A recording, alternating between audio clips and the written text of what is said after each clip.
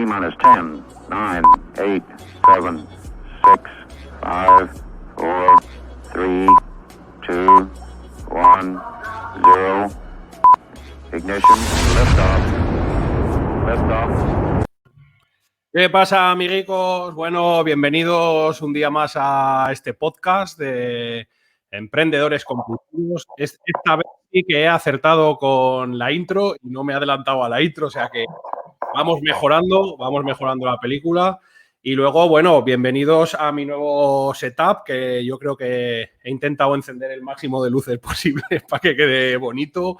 La mesa de mezclas, las luces estas, o sea que ya esto parece un setup de youtuber ya hecho y derecho. Y bueno, como siempre, apoyar mucho los vídeos para seguir haciéndolos y darle ahí al like a tope y suscribiros al canal. Bueno, llevamos ya 2 podcasts. En uno entrevistamos a Carlos Iriarte de Sportup, en otro a Lorenzo Pastor de Mental Page. Y hoy venimos con otro crack de las startups. Bueno, la verdad que no sé muy bien cómo definirlo porque nos echará una mano él, pero es un crack que está metido en muchas cosas y nos va a explicar un montón de cosas interesantes. Así que, sin más dilación, le damos la bienvenida. Muy buenas, Jorge Álvarez, ¿qué tal? Hola, ¿cómo estás? ¿Cómo estás, Pablo? Muy bien, muy bien. Bueno, bienvenido a este podcast de Emprendedores Compulsivos Muchas gracias. Que estamos empezando a ver si vamos pillando un poco el truco. Bueno, yo me he puesto colonia por si acaso, como el otro día. O sea que... Sí, es que el último podcast fue increíble porque me voy al baño y digo, va a peinar por lo menos y me eché colonia y dije, pero esto no. Fundamental, por lo que pueda pasar, fundamental.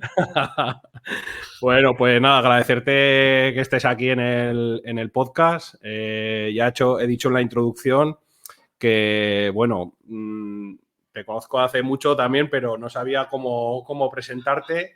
Así que échanos una mano, porque también eres un emprendedor compulsivo. Échanos una mano a ver quién es Jorge Álvarez y qué has hecho hasta ahora. Vale, bueno, yo diría que soy una persona inquieta, ¿no? En general inquieta, ¿no? Soy ingeniero informático por la Universidad de aquí de Zaragoza. Cuando acabé en el CPS, dijéramos que hice el proyecto final de carrera en Scati Labs, ¿no? Que es una empresa pues, bien conocida aquí en Zaragoza de servicios y redes IP. Se hizo ahí un buen proyecto para Telefónica, un par de protocolos. Ahora esto nos hace gracia lo de YouTube, ¿no? Pero en el año 2007 los vídeos no fluían como fluyen ahora, ¿no? Hicimos ahí la implementación de un protocolo RTP y RTCP para Telefónica, funcionó muy bien y bueno, se me ofreció la oportunidad de quedarme ahí en Scati, pero no, pues como digo, soy una persona inquieta, veía que bueno, yo era joven y necesitaba ver mundo y bueno, cundir, ¿no? Que decimos por aquí, cundir por ahí un poco porque era demasiado joven. Y entonces tenía una amiga que estaba estudiando en Copenhague, en la DTU en Dinamarca y, bueno, ya estaba haciendo prácticas en una empresa que hacían desarrollar software de un ERP y me consiguió una entrevista ahí. Entonces, bueno, pues yo, junto a la que ahora es mi mujer, entonces mi novia, decidimos emprender por primera vez en nuestra vida, pero emprender en el sentido de emprender una nueva vida y nos fuimos a vivir a Dinamarca, ¿no? Entonces aparecimos ahí un 4 o 5 de enero del 2008. Llegamos a las 3 de la tarde, aquello ya era de noche y dijimos, pero madre mía, ¿dónde nos hemos metido aquí?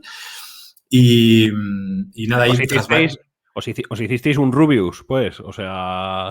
Pero al contrario, porque el Rubius es apagar menos y en Dinamarca es apagar más, ¿no? Entonces es un anti-Rubius. Un anti-Rubius. Exactamente. Y nada, ahí estuvimos, bueno, tras varias entrevistas y tal, finalmente, bueno, yo accedí a un puesto de trabajo ahí como desarrollador de software en esta empresa que se llamaba Maconomy, luego fue adquirida por otra americana, bueno, en fin. Y en paralelo mi mujer empezó a trabajar en un banco de inversión. Uh-huh. Ella también es ingeniera aquí en este caso de UITIZ. especializada en publicidad y en multimedia, ¿no? Y bueno, pues empezó a desarrollar ahí mucho trabajo de lo que entonces en el 2008 eran los primeros, no los primeros email, ¿no? Pero los primeros templates. MailChimp estaba muy poco desarrollado. Bueno, se hacían muchas campañas de email, ¿no?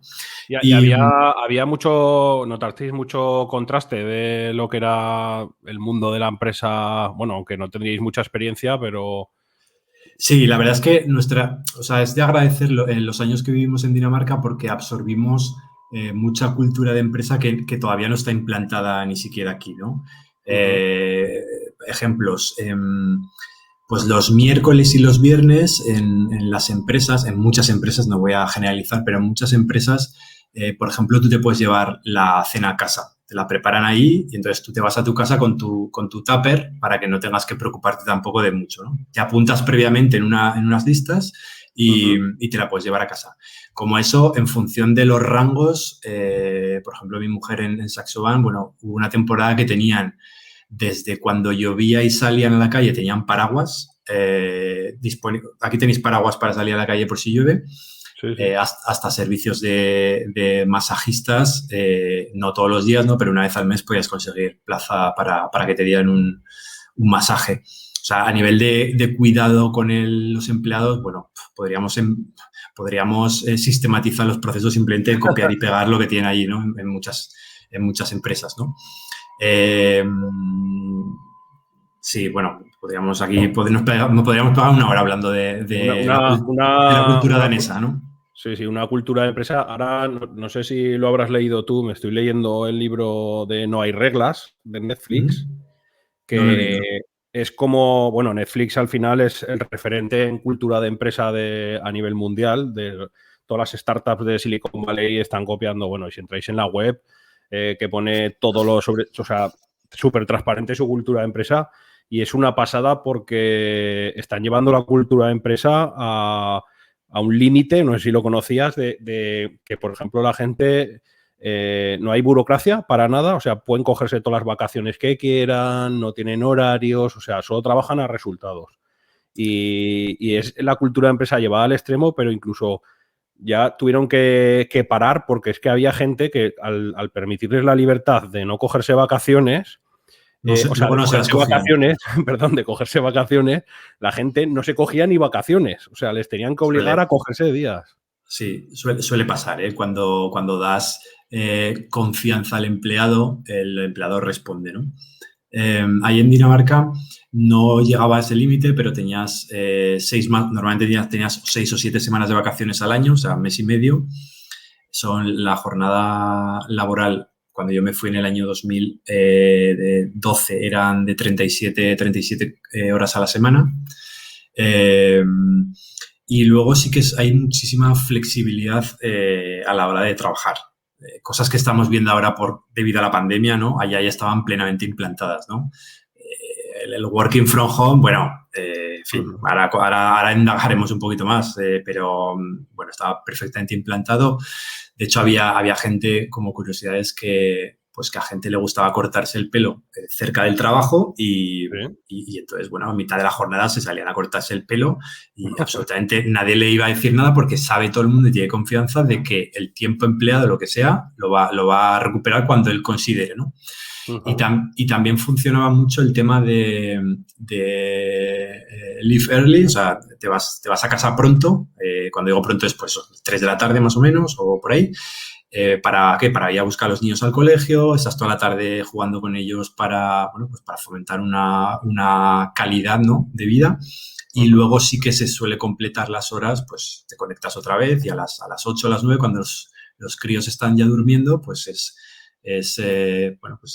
puedes utilizar ese tiempo, ¿no? para seguir trabajando, o igual si eres desarrollador, un tiempo que necesitas en perfecta calma y que no te interrumpa nadie, pues se suele hacer, ¿no? Entonces, flexibilidad total en tu horario.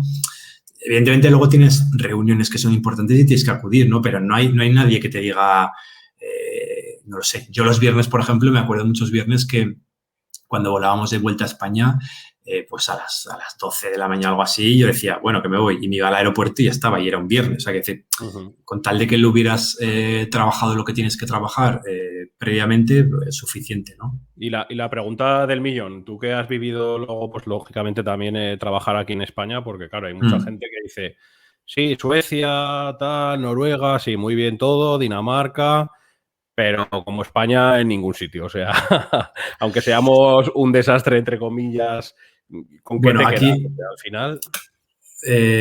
bueno, ahí la cosa que tienes es que si lo pones en número, si lo pones así, tratas de ser un poco objetivo, lo que te va a suceder es que seguramente ganes el doble o más, seguramente ganes el doble o más y seguramente ahorres el doble o más, ¿no? Entonces, es como que le has metido un por dos a tu vida, ¿no? A nivel económico. Luego, es verdad que tiene puntos bajos, como es bueno, pues todo el tema de relaciones personales y sociales, pues es muy complicado, por ejemplo, hacer relaciones más allá de tu círculo de expatriados, por así decirlo, ¿no? O sea, es complicado entrar en la vida de un danés. Con esto, otra vez no me gusta generalizar, ¿no? Pero a mí me costaba, por ejemplo, incluso saber con desarrolladores que tenía cerca, pues si estaban casados o no, tenían hijos o no. O sea, la relación personal es complicada, es compleja, ¿no? Y bueno, pues esa parte se pierde también ahí, ¿no? Pero en cuanto a lo que es desarrollo profesional, aprendizaje de herramientas, metodologías, yo soy Scrum Master, yo me hice el curso de Scrum Master, que ahora es como todo es Agile y tal, en el año 2009 allí, pagado por la empresa, ¿no? Me pagaron también un máster en ITIS de la Universidad de Villanova en Estados Unidos. O sea que cuidar al empleado, subidas salariales recurrentes y anuales, sin tener que demandarlas tú. Bueno, a nivel de todo eso está súper, súper trabajado, ¿no? ¿Y ahí te nació un poco el gen emprendedor o ¿Cómo surge esa chispa? Sí, pues surge también sobre un tema que se habla relativamente poco, que es sobre situaciones de crisis, ¿no? En este caso, mi mujer, como te decía, trabajaba en el banco, en Saxo Bank, y se produjo un despido masivo, ¿no? Eran como 1000 y algo empleados y 400 y pico fueron despedidos. Pero no era un despido de problemas económicos, era un problema simplemente del CFO, que había decidido que unos costes que eran CAPEX los iba a mover a OPEX, ¿no? Es decir, que subcontrataba todo ese trabajo fuera, ¿no? Y entonces, bueno, tras un proceso un poco de pensarlo, pues mi mujer también, que es emprendedora, dijo, pero ¿y si nosotros damos los mismos servicios que yo estaba dando a través, que me estoy subcontratada a través de una empresa para un banco, ¿por qué no los doy yo directamente, ¿no? Entonces, bueno, de ahí surgió. Lo que hicimos fue probar ya nos volvimos aquí a España, estuvimos como un año y medio más o menos, un año un poquito, sin llegar al año y medio, probando si tenía sentido el poder ir unos días allá a Copenhague, volver aquí, trabajar desde aquí, que se acostumbraran a todo el proceso de trabajar en remoto, etcétera, etcétera, ¿no? Porque ahora, insisto, ahora es muy fácil de ver y parece sencillo, pero pues es complicado que tu cliente entienda que tú no tienes que estar al lado de él para realizar cualquier tipo de proyecto, ¿no? Entonces estuvimos como... Y más hace 8 años. Claro, entonces eso es. Entonces domesticándolos estuvimos como un año y pico, que nos servía también un poco de validar la carga de trabajo, y cuando había pasado eso, todo el año 2010 aproximadamente, en enero del 2011 formalizamos Baran Bambú, ¿no? Ya como SL aquí en España, se sigue haciendo el mismo trabajo y yo dejo mi trabajo, yo en abril dejo mi trabajo de ingeniero de software y de project manager para unirme, dijéramos, a mi mujer y seguir, pues, desarrollando lo que necesitaba, ¿no? Y claro, como el trabajo que se iba haciendo era bueno, lo que pasó es que, pues, cada vez más departamentos del banco, pues, te iban pidiendo más cosas y más cosas. Yo era ya consultor en el banco, ¿no? Y entonces me tocaba también ya no solo temas de diseño, de programación, etcétera, etcétera, sino también de conocimiento de mercados financieros, porque al final tenías que entender qué estabas haciendo, ¿no? Entonces se hicieron herramientas de gestión de patrimonio, etcétera, etcétera, pues muy interesantes, ¿no? Y ahí en Baran Bambú, por poner un poco a la audiencia en contexto, es una agencia de marketing. Sí, es una consultoría de diseño digital, eso es, que eso nacimos en enero del 11, o sea, hemos cumplido ahora 10 años. Todo el trabajo está realizado en remoto, todo, absolutamente todo. Y lo que ha sucedido en estos 10 años, por resumirlo un poco, es que lo que inicialmente eran responsables de marketing en un banco de inversión en Copenhague, sí. Esta gente se ha ido disgregando por el mundo, ¿no? Digamos que han ido asumiendo otros roles, otros bancos, tal, y nos han ido arrastrando, ¿no? Entonces, pues, por ejemplo, gente que estaba en Saxo Bank saltó a Trustpilot, ¿no? Que Trustpilot es el evaluador de rating de sitios e-commerce, ¿no? Más famoso, yo creo, del mundo, que también es danés. Y gente que conoces ahí, luego se te va a LinkedIn. Y entonces empiezas a trabajar para LinkedIn. Y gente que se te va luego a Microsoft. Y empiezas a trabar para Microsoft. Y gente que se te va... Eso te iba a decir, que entras en la web, que la acabo de compartir a la pantalla, y ves... Sí. Y ves los clientes que pone ahí, poca broma, o sea que... Sí, estás hablando de aquí, esto es Champions League, esto ya no es, aquí no hay responsabilidad máxima, mucho trabajo todos los días, mucho trabajo, porque esto es, lo que hacemos al final es producir, o sea, somos un pequeño eslabón en una cadena, ¿no? En una cadena de marketing, ¿no? Quiere decir que nosotros estamos en contacto pues, con guionistas que nos pasan scripts para producir vídeos o nos pasan documentación para producir ebooks. Nosotros al final somos el que producimos al final el asset, el activo final, ¿no? Pero estamos unidos a una cadena de gente que hace pues, voiceovers en recordings, con gente que trabaja postproducción de vídeos, con guionistas, con gente que hace ilustraciones, bueno, en fin. Claro que luego la gente dice, pero se puede trabajar, ¿no? Porque es un poco el concepto que lo hemos hablado alguna vez, pero una agencia de marketing de Zaragoza puede tener de cliente a Microsoft o de cliente a LinkedIn y tal, que muchas veces hay mucho desconocimiento de desde a dónde se puede llegar, desde que no sé, que nos ponemos limitaciones a nosotros mismos muchas veces.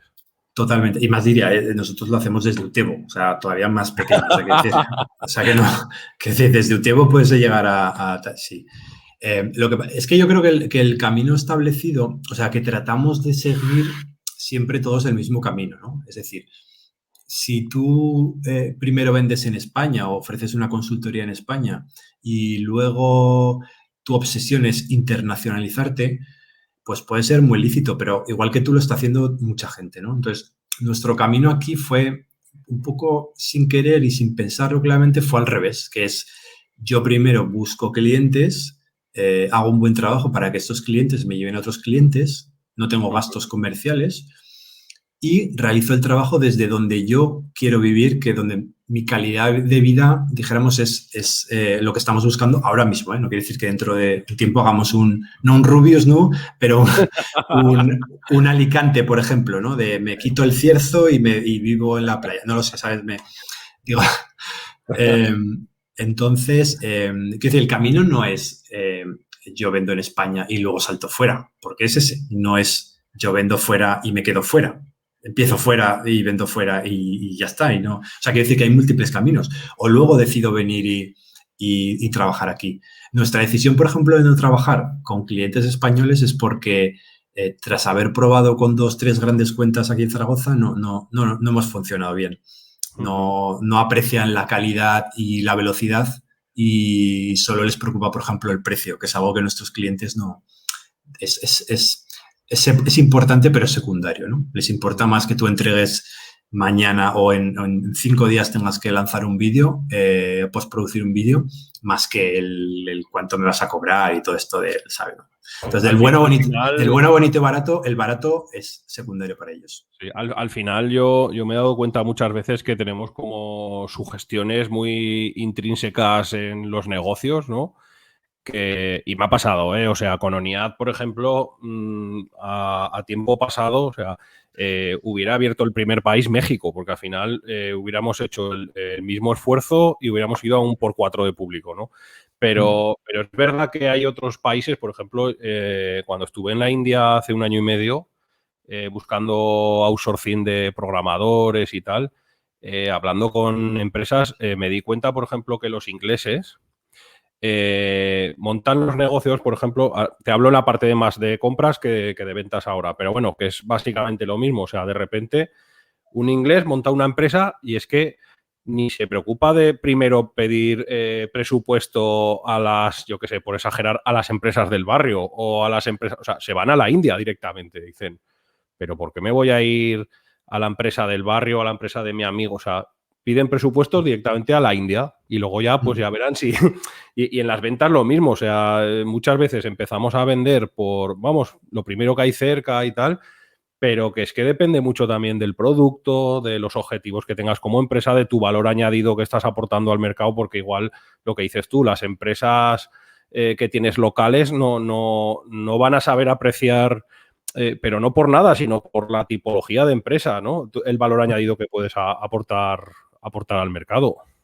Absolutamente. Y lo mismo pasa con incluso proveedores que no te satisfacen en tiempos de respuesta. Es decir, lo que a ti te exige tu cliente, tú eres capaz de llevar ese ritmo, pero a la gente que le derivas trabajo no es capaz de llevarte el ritmo, ¿no? Entonces, bueno, pues tienes que salir fuera o buscar y ya está, y no pasa nada. Y no hay camino preestablecido, ¿no? Cualquier solución es tal. Simplemente que si eres un poco...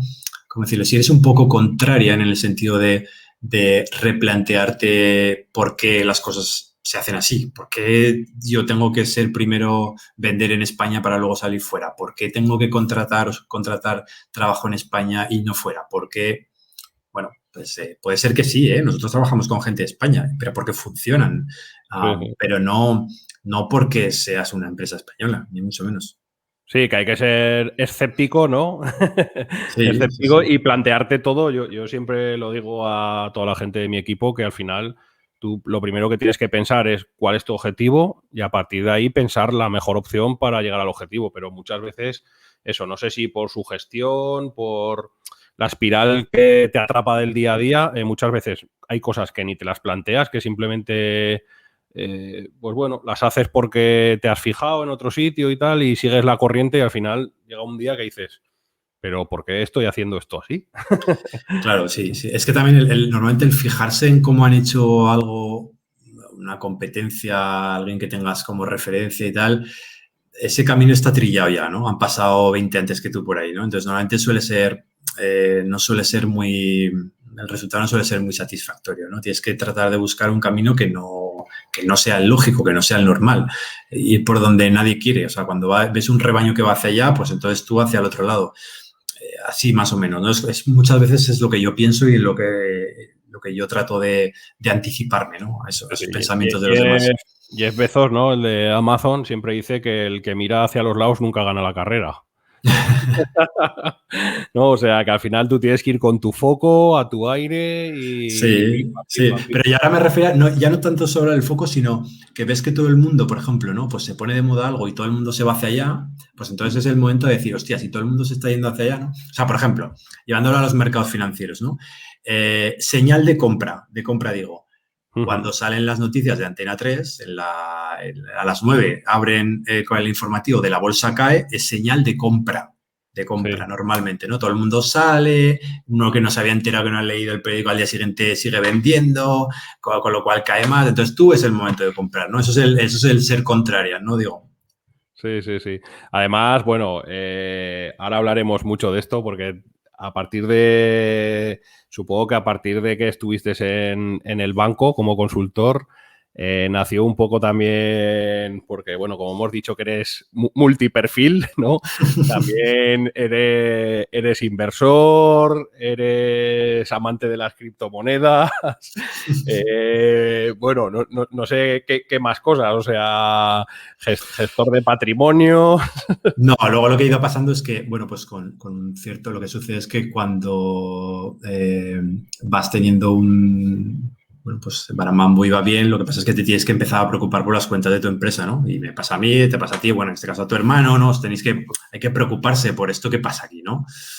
Pues, y entonces ahí lo que sucede es que vas pasando por diferentes etapas primero de me lo hago yo, luego te das cuenta de que no estás suficientemente preparado, con lo cual tienes que buscar formación y formarte.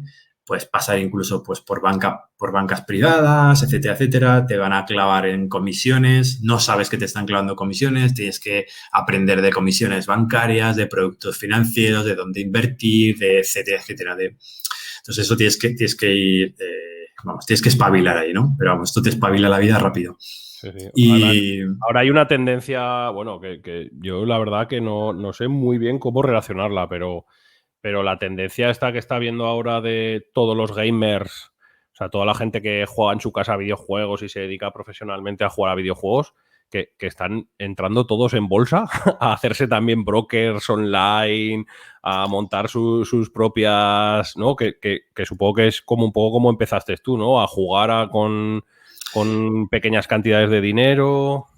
No, o sea, yo lo que hice exactamente al principio, bueno, creo que todo el mundo pues es un poco mentalidad de padres, ¿no? Primero pasas por plazos fijos, luego pasas por algo de renta fija, luego te das cuenta que la renta fija pues la tratas de entender con profundidad qué es la renta fija, ¿no? ¿Qué significa tú prestar dinero pues a una corporación, un bono corporativo o un bono estatal, ¿no? Y te planteas y dices, joder, yo le estoy dejando mi dinero a España o a Argentina, ¿no? Argentina me lo va a devolver o España me lo va a devolver, ¿no? Te empiezas a plantear cosas, ¿no? Y dices tú, por ejemplo, España ha quebrado 13 veces desde Carlos I, ¿no? Y durante el imperio de Carlos I me parece que quebró 5 veces, ¿no? Y éramos el imperio más grande sobre la faz de la Tierra en ese momento, ¿no? Es decir, la última es la guerra civil. Es decir, siempre que yo presto dinero me lo van a devolver. Entonces te planteas cosas y igual no te gusta tanto invertir en renta fija, ¿no? O luego dices, por ejemplo, todo el mundo de nuestro entorno, cuando se invierte, suelen invertir en propiedades inmobiliarias, ¿no? Y con esto el sentido del no seguir el rebaño, es decir, ¿vale? Si todo el mundo lo hace, yo no lo voy a hacer, ¿no? Entonces, así vas buscando un poquito el perfil que más se adecua a tu horizonte temporal, a tu nivel de riesgos, etcétera, etcétera, ¿no? Y yo, por ejemplo, acabé en renta variable, ¿no? A mí me gusta la renta variable, ¿no? Y ahí en renta variable tienes una amalgama tremenda de productos financieros. Tienes desde comprar tu pequeña acción individual, tienes una escala hasta pues un fondo de inversión, ¿no? O un ETF, ¿no? Y entre eso, pues he probado al principio a comprar alguna acción, pero luego sigues profundizando en esto de conocerte a ti mismo y pensar qué estás haciendo, ¿no? Y claro, si tú compras acciones, cuando tú vendes acciones, tienes que pasar por caja de Hacienda, ¿no? Entonces, al final es una renta, ¿no? Y no parece muy interesante, parece más interesante el componer con los intereses generados, ¿no? Entonces, es más interesante los productos, yo creo, desde mi punto de vista, los productos de acumulación. Es decir, fondos de inversión o SICAPs o un ETF con dividendos sobre otros productos, ¿no? Entonces, ahí estamos un poquito, ¿no? ¿Y cómo entiendes tú? Porque yo siempre que hablo con gente de bolsa y tal, o sea, la delgada línea roja esta que hay entre, vamos a llamar, bueno, es muy extremista, pero ludopatía, ¿no? Porque al final jugar a corto plazo, o sea... Yo no tengo, o sea, yo no hago nada a corto plazo, ¿eh? O sea, quiero decir, hay veces que hay que vender cosas o vendes un fondo de inversión o una posición en un fondo de inversión, pero no es nada a corto, no hago nada en el día a día a corto plazo. Es un horizonte a largo plazo porque ya te digo, a mí lo que me interesa es con lo que haya subido o bajado un conjunto de acciones que están dentro del fondo y con los intereses generados, sobre eso compone el fondo, ¿no? Compone en la venta y en la compra de nuevas acciones. Y si tú nunca lo sacas, pues ese dinero todavía no tributa, ¿no? Con lo cual, los intereses generados te ayudan a seguir componiendo, ¿no? Entonces, el valor, la expresión esta que se dice de bola de nieve que se va haciendo más grande, ¿no? Pero esto es, cada uno es un mundo. Hay gente que prefiere, por ejemplo, tener 50 o bueno, con 20, 25 valores para estar ligeramente diversificado y tener los valores en sí para ir recibiendo una renta cuando las empresas reparten dividendo y teniendo una renta que te puede pagar, pues yo qué sé, parte de la hipoteca o parte de lo que tú consideres, ¿no? Entonces, bueno, también es muy lícito, ¿no? Entonces, aquí es que hay tal amalgama de productos que tú tienes que que buscar tu camino y adecuarte a tu circunstancia, ¿no? No hay una solución mágica para todos. Sí, tu estrategia y que al final los que te cuentan los de los cursos estos de gana dinero en bolsa, ¿no? Huyan, o sea, la recomendación generalmente es huyan de esos señores, huyan de esos señores. 2, con el análisis técnico, es decir, por charts y gráficos, yo no conozco a nadie que sistemáticamente gane dinero, sistemáticamente. Y 3... Sí, porque si no, lo podría hacer un ordenador, o sea... Sí, bueno, de hecho hay ordenadores, hay fondos que están muy, muy cerca de las bolsas, es decir, en Estados Unidos, para ganar esos milisegundos en las compraventas, ¿no? Pero a mí, yo como lo entiendo la bolsa es un análisis fundamental de las compañías, como podría ser Nodriza, ¿no? Es decir, tú tienes que analizar los fundamentales y pues mirar los EBITDAs, puedes mirar el net income, puedes mirar los flujos de caja, puedes mirar lo que tú consideres que se adecua al crecimiento, puedes mirar el retorno sobre el capital empleado, lo que sea. Sí. Pero al final es un negocio, ¿no? Y al final, ¿el negocio qué tiene que hacer? El negocio tiene que por supuesto, facturar, tiene que generar, que a veces se nos olvida con los crecimientos, beneficios, tiene que generar beneficios sistemáticos.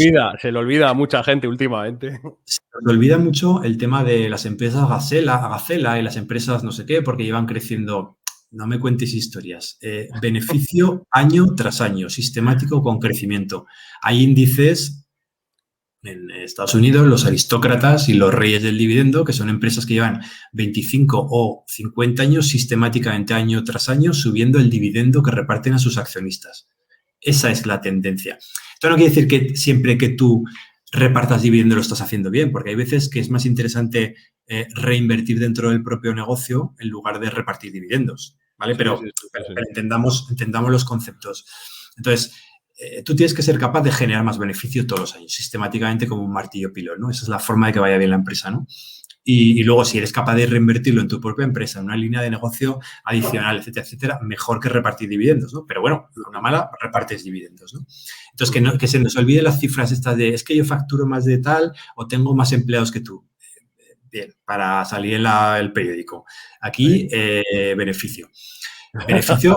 Pero beneficio porque además es interesante desde el punto de vista de la sociedad, como yo lo veo, porque cuanto más beneficios tengas, más impuestos pagas y la sociedad va a prosperar mejor alrededor tuyo. Es decir, vas a aportar más a la sociedad, ¿no?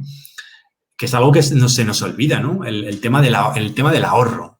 Cambiamos la foto, ¿no? Cambiamos la foto, lo que has dicho tú, la noticia en el periódico de turno por lo que realmente importa, que al final es ganar dinero. Ganar dinero para aportar a la sociedad a través de impuestos y ese ahorro generado después de pagar los impuestos, o bien lo reinviertes en otras líneas de negocio o generas nuevas empresas, nuevos proyectos que contratarán a más gente, etcétera, etcétera, ¿no? Es la forma que tengo yo de ver. O sea, no tanto por la parte en un balance de lo de arriba, sino en lo que queda abajo, ¿no? Sí. Y entonces, dicho esto, ¿por qué las criptomonedas? Porque las criptomonedas, o sea, yo es una cosa, no sé cómo decirlo, o sea, creo que me he visto unos 100 vídeos sobre criptomonedas, he leído posts, me considero una persona, bueno, un poco tonta, pero tampoco demasiado. Y es que, o sea, todavía no lo entiendo. O sea, me baso un poco en lo que tú has dicho de la parte del análisis fundamental, ¿no? En fijarte muy bien, en entender son empresas, no son empresas, qué aportan algo, tienen empleados, no tienen empleados. O sea, ¿nos podrías echar una mano en resumirnos qué son las criptomonedas? Bueno, al final las criptomonedas es una implementación del blockchain, ¿no? Normalmente. Es decir, la tecnología que subyace sobre una red de blockchain tiene múltiples aplicaciones y una de ellas es pues, generar una moneda, ¿no? Que una moneda al final, el dinero es un contrato entre dos personas, ¿no? Tú me dices cuánto vale esto y yo te lo pago y entonces es un contrato porque si tú me haces algo yo te lo pago, ¿no? Entonces, esto que normalmente está regulado con un intermediario en medio, que suele ser, por ejemplo, un banco. Yo te hago a ti una transferencia y hay un intermediario en el medio que valida esta transferencia. Si en lugar de ser ese intermediario el que la valida, hay una red en la que todo el mundo de la red sabe que yo te he transferido algo de dinero, tú me lo has transferido a mí y todo el mundo es notificado, eso es lo que se compone la red de blockchain, ¿no? Entonces, luego, algunas de estas entornos sí que tienen empleados, por ejemplo, la red Ethereum, ¿no? Que el Ether es la moneda, dijéramos, que está dentro de la red. Pues eso sí que hay un equipo de desarrolladores detrás, ¿no? Trabajando sobre ello.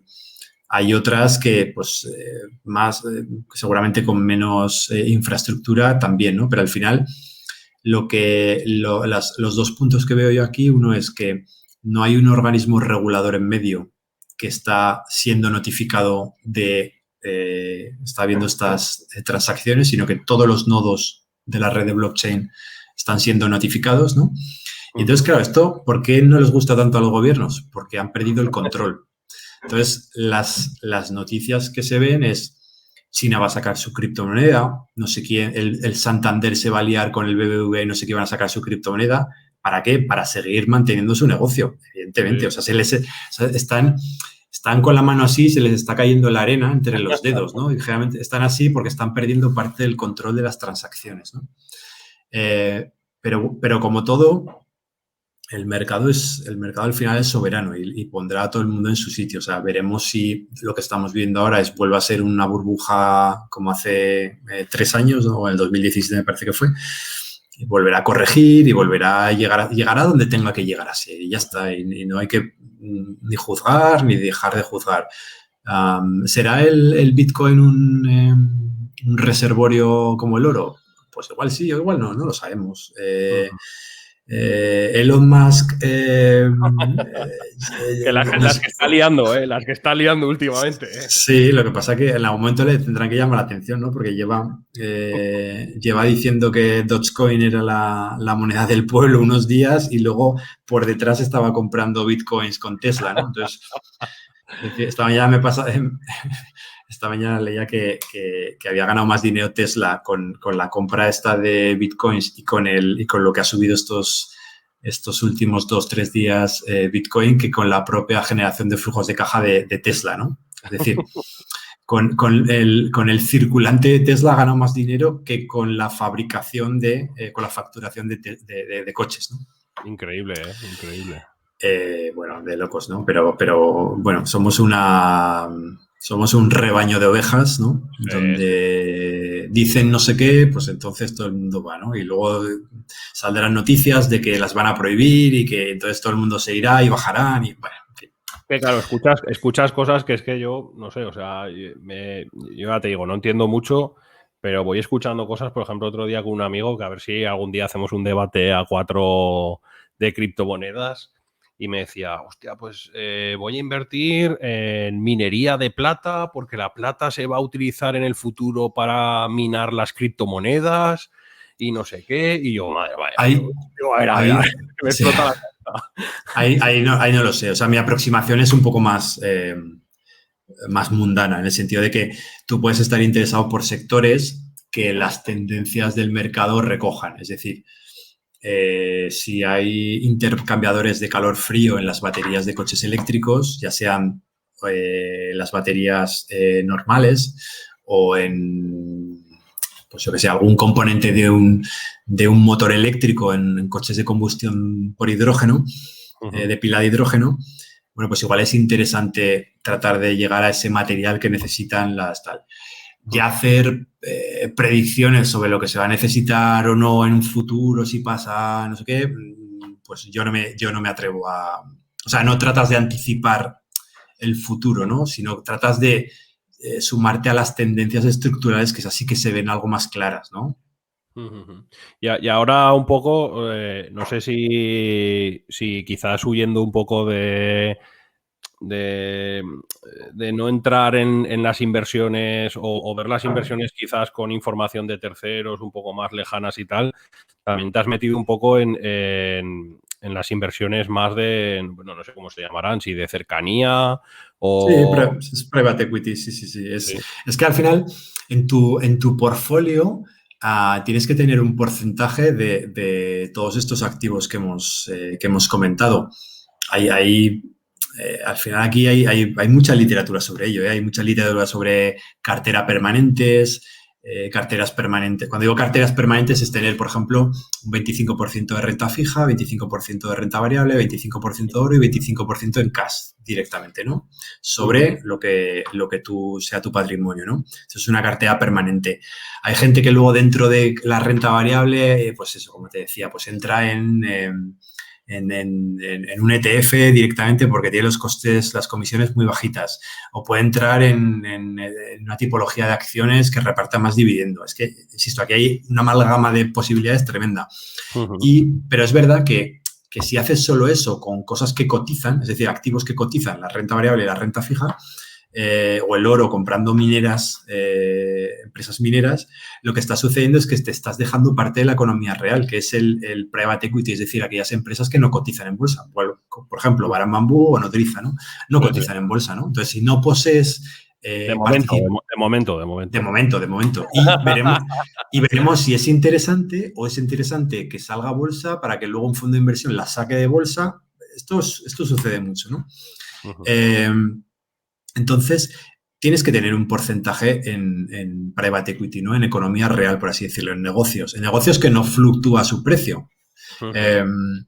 Y entonces aquí pues surge una iniciativa que se llama Didi Value Partners, donde, bueno, pues un grupo de empresarios, directivos de empresas, hemos aportado capital y con él pues vamos a ir haciendo una serie de inversiones en nuestro entorno, ¿no?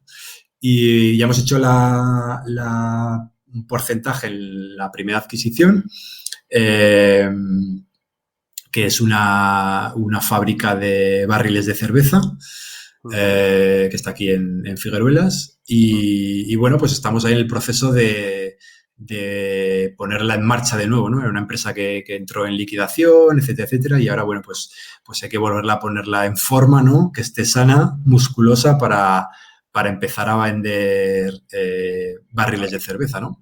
¿Y entonces, cómo te has encontrado? O sea, al empezar este proyecto, bueno, aunque tú ya estabas un poco ahí ojeando cosas y tal antes de darle forma a este vehículo, sí.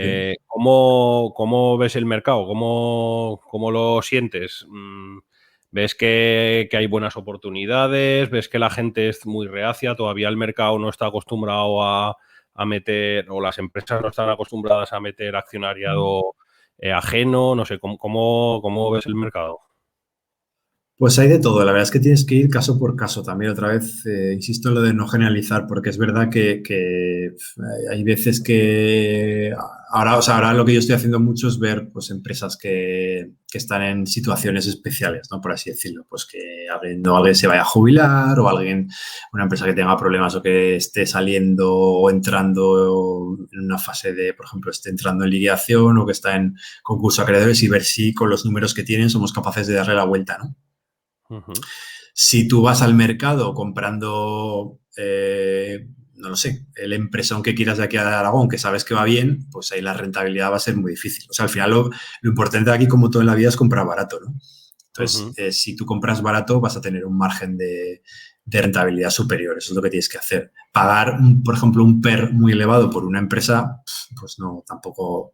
A mí me resulta más interesante la parte de ser capaz de darle la vuelta al negocio basado en la experiencia que tengas tú o tus socios, en este caso, a nivel comercial, a nivel industrial, a nivel financiero, como sea, ¿no? Y darle la vuelta. Y luego, pues puede ser que la empresa vaya bien y que nadie venga a comprártela y entonces estés ahí, insisto, repartiendo dividendos y luego llevándolos a otro negocio o reinvirtiendo en el propio negocio, o puede ser que venga alguien y que quiera comprarte una participación de tu empresa y, bueno, pues estudiará, ¿no? Eso es, al final, lo que subyace un poco de Didi Value Partners, ¿no?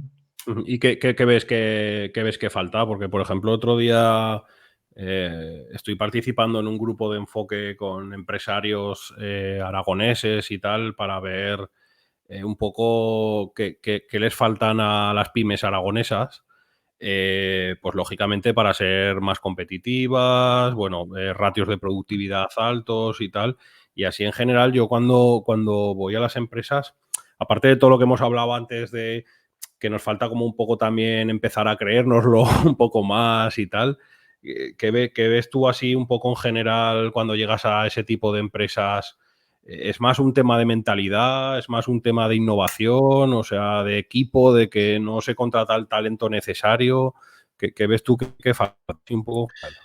Yo un factor que destacaría sería el tamaño. Es decir, el tamaño de una pyme en España es muy pequeño frente a que el tamaño de lo que se considera una pyme, por ejemplo, en Alemania, pues puede ser una empresa de 100, 200 trabajadores, ¿no? Entonces, ¿cómo se llega a esos tamaños? Pues muchas veces se llegan por fusiones, ¿no? Que aquí es una palabra que tenemos como denostada, ¿no? Es que me he fusionado con no sé qué, parece que es negativo, ¿no? Pero tú te puedes fusionar para crecer más, para llegar a otro cliente, para tener mayor capacidad, para adquirir los procesos de alguien que lo está haciendo mejor que tú, ¿no? Y que tú puedes complementar por otro área, ¿no? Entonces, yo diría que el tamaño, por ejemplo, es significativo para aquí poder llegar a mayores proyectos, mayores oportunidades, concursos, licitaciones, etcétera, etcétera, ¿no? Ahí creo que un problema es el tamaño en general. Sí, sí. A nosotros en el grupo este de enfoque que te comento salió este tema, ¿no? Y nos comentaban de la parte pública que estaba en el grupo de enfoque, claro, y nos decían, hombre, pues fusionaros, ¿no? Sí, bueno, la parte pública lo que debería hacer es darse, y por no entrar mucho en política, pero es darse una vuelta por otros países y coger buenas prácticas, ¿no? ¿Qué es más interesante? ¿Estrangular al autónomo o a la pyme, muy pyme cuando está arrancando eso? ¿O dejarla crecer, que coja oxígeno, tenerla, pues eso, hasta que no facture 70, 80 mil euros, ¿no? Como en Reino Unido, la dejas ahí que coja un poquito de oxígeno y ya cuando empiece a traccionar, entonces ya vendrás y ya tendrás lo tuyo, ¿no? Pero veo que es una política muy de corto plazo, ¿no? Como a los cada 4 años tienen que cambiar, quieren recaudar lo máximo posible para implantar la medida de su electorado, no sé qué tal, y al final el que se queda ahí colgado de siempre es la pequeña pyme, el autónomo, eso se queda ahí siempre, ¿eh? Legislatura tras legislatura están ahí a barbecho viéndolas venir, ¿no? Entonces, yo ahí sí que he hecho en falta también el escuchar, vamos a hacer un tejido empresarial bueno, potente, con crecimiento, y luego ya tendrás lo tuyo, que tendrás lo tuyo. Si es que no estás hablando de eludir impuestos, ni mucho menos. Estás hablando de dejar que el ecosistema crezca, pero no le arranques hojas, la primera hoja que salga, ¿sabes? No, la verdad que me parece que, no me acuerdo qué empresario fue, pero claro, me lo dijo en el grupo de enfoque, dice, pero si fomentáis todo lo contrario, o sea, que cuando una empresa empieza a crecer, empieza a tener un montón de problemas y casi obligáis a dividir las diferentes unidades de negocio en diferentes SLs para, o sea, que nos pedís que seamos competitivos, pero por otro lado fomentáis casi todo lo contrario, o sea, que las empresas cada vez sean más pequeñas, que claro, no nos agrupemos en clústeres, porque al final, o sea... Pero si es que si al final si los que te tienen que dictar tu futuro a nivel de regulaciones no han tenido nunca la experiencia de gestionar empresas, de dirigir, de comprar, de vender, de despedir, de contratar, de crear una cultura de empresa, ¿qué futuro te van a...? O sea, ¿cuál es el liderazgo ahí? No hay, o sea, quiero decir, no hay liderazgo, hay imposición y ya está, no hay más, ¿no? Entonces no se sabe lo que pasa en las empresas por dentro. Tú ves a los políticos y van a hacerse la foto en el día que ponen las banderas en no sé qué empresa y a los 20 minutos se han ido. Quédate al final de la charla y entenderás por qué se creó esa empresa, cuáles son las motivaciones. Quédate al final de ese seminario y entenderás la gente que va ahí qué es lo que busca. Habla con la gente, vete al networking del final, ahora no se puede, ¿no? Pero vete al networking del final y entenderás cuáles son las problemáticas de la gente. No vayas 10 minutos y te vayas, porque vives en una realidad tan diferente que luego las decisiones que tomas pues no están adecuadas efectivamente a la realidad.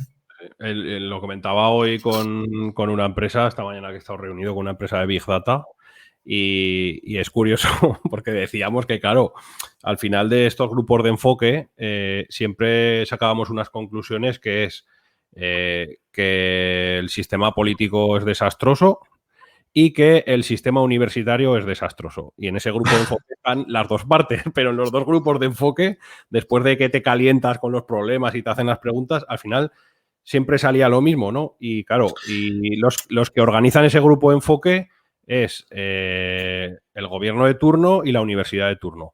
Y sale que al final los dos principales problemas es el gobierno de turno y la universidad de turno, y están haciendo ese grupo de enfoque para ver qué podemos hacer los empresarios por mejorar el sistema, ¿no? Y claro, al final te quedas así como diciendo, joder, pues primero hacer lo que está en vuestra mano, que es solucionar el tema político y solucionar una mejor universidad, ¿no? Y luego ya nos pediréis a nosotros que hagamos el esfuerzo oportuno, pero claro. Sí, lo que pasa es que esto es tan desesperante, ¿no? Que ya es como que convives con ellos, como que tienes ahí un ruido en el lado, ¿no? Que dices tú, bueno, que sí, pero yo tengo que ir a lo mío, a mí no me, yo mi foco lo tengo claro, entonces, pero tengo ahí un ruido, me quejo de vez en cuando aquí contigo o con no sé quién y tal, pero tú sabes que luego pues, tienes que presentar el modelo 347, el no sé qué, ¿sabes? El 349 porque has hecho operaciones intracomunitarias.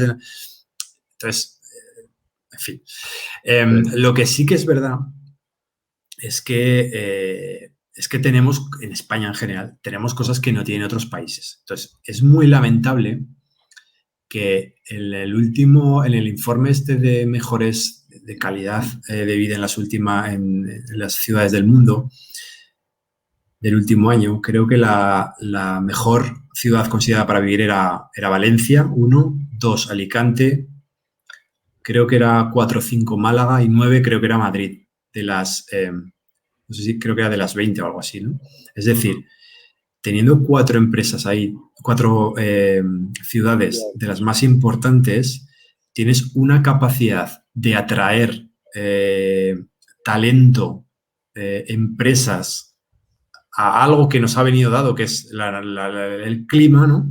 Uh-huh. Que eso haría sistemáticamente que por venir empresas buenas, necesitaran talento, viniera el talento, como el talento viene, suben los salarios automáticamente, con lo cual tú recaudas más, recaudas por IRPF, le puedes hacer la competencia a Irlanda en lugar de un 12.5% de impuestos sociales, se lo puedes poner, si quieres, al 15% y te vendría, etcétera, etcétera. Entonces, empiezas otra vez a hacer rodar la bola, ¿no? Pero esto se nos escapa completamente. Puede ser un referente en energía, tenemos toda la energía que quieras, tienes energía eólica, energía solar, energía de las olas en los océanos, tienes lo que quieras, puedes ser energéticamente independiente, puedes vender energía a otros países, todavía no estamos ahí. Hay países, volviendo a Dinamarca, que arrancaron mucho más tarde que España y ya son con energías verdes, ya son independientes, ya venden energía a Noruega, a Suecia, a Finlandia. Es decir, vamos, es que no sé, vamos a trompico. Es que ni copiando. Somos muy malos en general, ¿eh?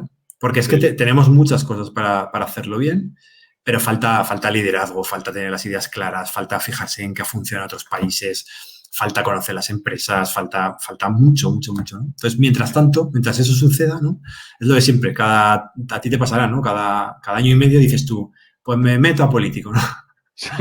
Pero yo creo que te corrompería, ¿no? Todo lo que hay dentro ya se te llevaría por delante porque hay tantos intereses creados que, en fin. El problema al final es el sistema, o sea, los políticos hacen lo que el sistema les permiten hacer y los políticos son personas, es que no tienen la culpa, o sea, hacen lo que les dejamos hacer y lo que el sistema les deja hacer, entonces, ¿son malas personas? Pues seguramente no, serán igual que son personas como todos, pero si el sistema te deja hacer eso, pues lo hacen, claro, y al final yo siempre digo lo mismo, o sea, según en la encuesta del CIS, si el segundo problema de España son los políticos y lo tienen que arreglar los políticos, no sé. Estamos como el focus group tuyo, estamos ahí otra vez, atascados. Estamos todo el rato en el atascado, o sea, no... Es apagar el fuego con un lanzallamas, o sea, dices, pues no sé qué vas a hacer. Bueno, pues vamos a ir acabando. Venga, última reflexión. ¿En qué invertimos este año, Jorge? ¿Qué sector estamos ahí...? Bueno, sin que esto sea, o sea, sin que sea una recomendación de inversión, que yo lo tengo que poner ahí en el este. Luego pongo los subtítulos. Mira, la tendencia que yo tengo es invertir en lo que nadie quiere. Es decir, aquellos sectores que estén muy deprimidos. Por ejemplo, todo el tema de shipping, de transporte marítimo, por ejemplo, de crudo, gas licuado, etcétera, etcétera, me parece que va a ser importante en los próximos un par de años, ¿no? Sobre todo por la otra vez tendencia estructural que está habiendo en todo Asia de hacer un cambio del carbón al gas que nosotros utilizamos aquí. Ahí está habiendo una transición. ¿Y qué es lo que pasa? Que los pozos de gas no están en todos los sitios y es carísimo abrir un pozo de gas, ¿no? Entonces, lo que ahora se está haciendo son barcos se ponen encima del pozo de gas, extraen el gas, lo licuan y lo llevan en unos barcos súper complejos con un montón de tuberías, lo llevan hasta un puerto, ¿no? Y ahí en el puerto o bien se utiliza el gas o bien está habiendo proyectos de generación de energía a partir del gas. Entonces, todo lo que tenga que ver así con transición energética ahí es un sector que a mí me parece que tiene mucho potencial. Bueno, pues haremos caso a tus recomendaciones. Luego cuando... No, válgame Dios, no. Luego cuando edite el vídeo ya pondré, si no tiene conocimiento sobre, es una inversión de riesgo, tal. Es una inversión de riesgo 7/7, sí, eso sí está clarísimo. 7/7, ¿no? Entonces, bueno, al final son tendencias estructurales lo que tienes que ir buscando, ¿no? Cambios en la forma de la vida, de la gente, ¿no? De mejoras, ¿no? Sitios e-commerce, ¿no? ¿Qué es lo que ha funcionado durante la pandemia? Pues está habiendo una transición, ¿no? De lo físico a lo digital, ¿no? Pues eso se ve que se va a quedar, ¿no? Que es muy estructural, ¿no? Pues como eso, hay que buscar esas tendencias, ¿no? Muy guay, muy guay. Oye, pues nada, muchas gracias. Se me ha pasado volando. O sea, A ti, hombre, por tu tiempo. Nos has dado muchos consejos, nos has explicado qué son las criptomonedas, cómo crear una empresa ya directamente internacionalizar sin pasar por España. O sea que espero que le haya servido mucho a la gente que nos está viendo. Bueno, sí, sobre todo sí. Y bueno, que nos dejen comentarios, ¿no? Que también seguro que aprendemos sí, por supuesto. De lo que nos digan. Sí. Y queda pendiente ese debate a 4 sobre las criptomonedas, a ver si por fin empiezo a entenderlo, a ver si empiezo a entender las criptomonedas, porque algún día me va a quedar girado con las criptomonedas. Pero bueno, pues nada, Jorge, muchas gracias. Nada, a ti, Pablo. Cuídate mucho. Y bueno, tenemos una cerveza pendiente, ¿eh? Sí, a ver cuándo se puede, que estamos aquí en el autoconfinamiento. Sí. Muy bien. Bueno, pues nada, muchas gracias. Vale, hasta luego, chao. Hasta luego, Jorge, chao. Bueno, pues a todos vosotros, muchas gracias por estar ahí un día más. Recordad que tenemos en Spotify, en iVoox y en Apple Music los podcasts si queréis escucharlos mientras vais al trabajo o lo que queráis. Y nada, la semana que viene otra entrevista. Va a ser muy, muy, muy interesante.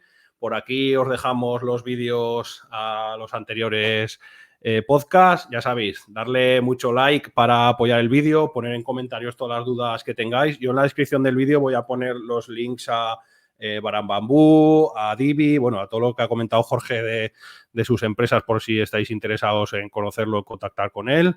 Y nada, muchas gracias y paz y amor, amiguicos.